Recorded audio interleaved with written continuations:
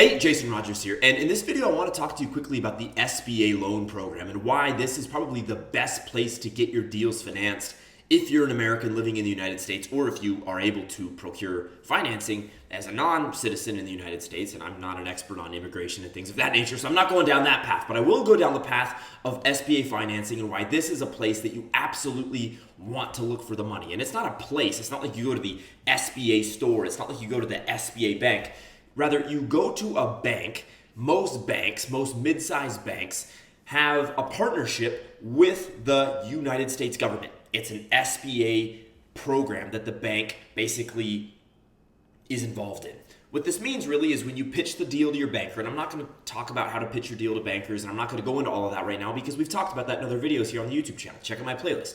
But for the sake of the SBA program, I actually got a comment that spurred this video. It said, hey, great video, this, that, and the other. It was my recent video, how to make the money in doing deals, right? A video that I dropped, the last video I dropped. And the individual was asking, okay, but would I really be able to get 90% leverage with the SBA or 100% leverage? That seems absolutely impossible because banks want skin in the game, right? Well, here's the punchline, and this is why I'm shooting the video for you.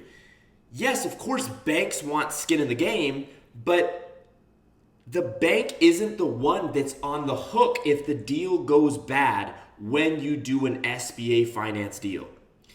You need to look into this yourself because I don't do SBA loans. I'm in real estate. Real estate doesn't work with the SBA program, but any other type of business acquisition can work in the SBA almost without a doubt. Most types of business acquisitions work with the SBA program, not real estate. But here's the kicker. The government backs at least 50% of the loan.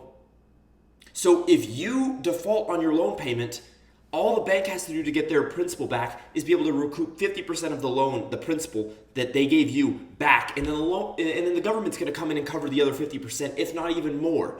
Basically, what this means is very simply put, the SBA is backed by the government. So the bank is almost like a broker lending you the money. If you make your principal plus your interest payments effectively and timely and correctly, then the bank's going to A, get the transaction fee for doing the deal, B, they're going to get the interest income as a result of loaning you the money, and C, they've added you as a customer now, and you're probably going to take out a credit card and have cash in their bank that they're going to be able to loan out as well, right? So if it goes well, there's a ton of upside for the bank, but if it doesn't go well, the government comes in and basically backs up the bank and bails them out. If you're buying businesses, you have to look in the SBA program. And yes, it is possible to get ridiculous terms and remarkably high amounts of leverage with the SBA program if, like we talked about in the prior video, your deal freely cash flows like an animal, because if the deal goes bunk, it's not the bank that's on the hook, it's the government, and the government prints money.